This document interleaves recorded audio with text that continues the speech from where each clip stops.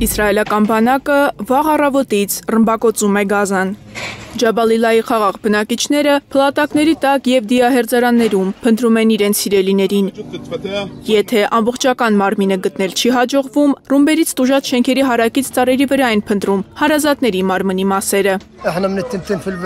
Գիշերը ժամը 2-ից մենք դիակներ ենք որոնում։ Գտանք 16-ամյա աղջկա մարմինը ծառերի մեջ։ Մարմնամասերը ցրիվ եկած։ Մենք նրան տարանք իր ընտանիքի մոտ, որ կարողանան ճանաչել և հաստատել։ Թող Աստված ողորմի նրանց և մեզ։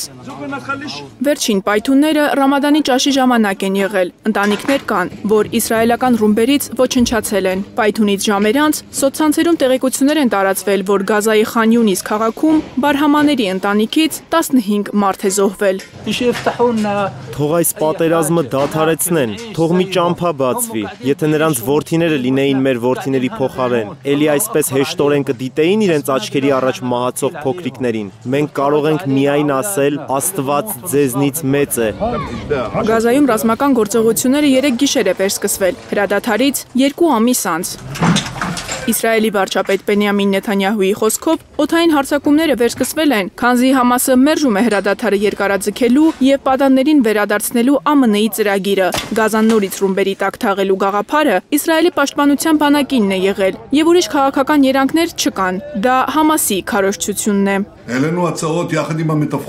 Ես ընդունեցի պաշտպանության նախարարի և անվտանգության աշխատակիցների առաջարկը վերսկսել Համասի դեմ ինտենսիվ պայքարը։ Այսուհետ Իսրայելը Համասի դեմ կգործի ուժով, բանակցությունները միայն կրակի տակ են լինելու։ Համասն արդեն զգացել է մեր հզորությունը վերջին 24 ժամում, և ես ուզում եմ վստահեցնել ձեզ և նրանց, սա դեռ սկիզբն է։ Մենք կշարունակենք պայքարը բոլոր նպատակներին հասնելու համար, մեր բոլոր պատանդներին ազատ արձակել, Համասը վերացնել և երաշխիքներ ունենալ, որ Գազան այլևս վտանգ չի ներկայացնի Իսրայելի համար։ Մեր բոլորի սրտերը պատանդների և նրանց ընտանիքների հետ են։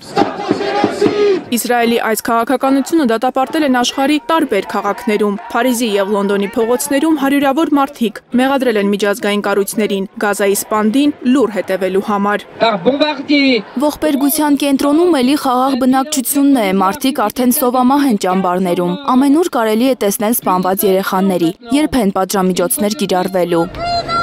Հումանիտար աղետից կեղեքված ժողովրդի ռմբակոծումը ցուցարարներն անվանում են ցեղասպանություն և նշում, որ Իսրայելն իր ոճը երբեք չի փոխում, պարզապես ժամանակ առ ժամանակ վայր է դնում զենքերը։ Անցած գիշերը ամենամահաբերդ գիշերներից էր այս ցեղասպանության օրերին նման գիշերներ պաղեստինցիները շատ են տեսել, զոհերից 130-ը անմեղ երեխաներ են։ Պաղեստինի առողջապահության նախարարության վերջին տվյալներով զոհվել է 404 խաղաղ բնակիչ, վիրավորվել 562-ը, զոհերի թիվը ժամ առ ժամ ավելանում է։ Մարիամ Ամիրջանյան, Արմեն Ապրեսյան, Հայլուրի համար։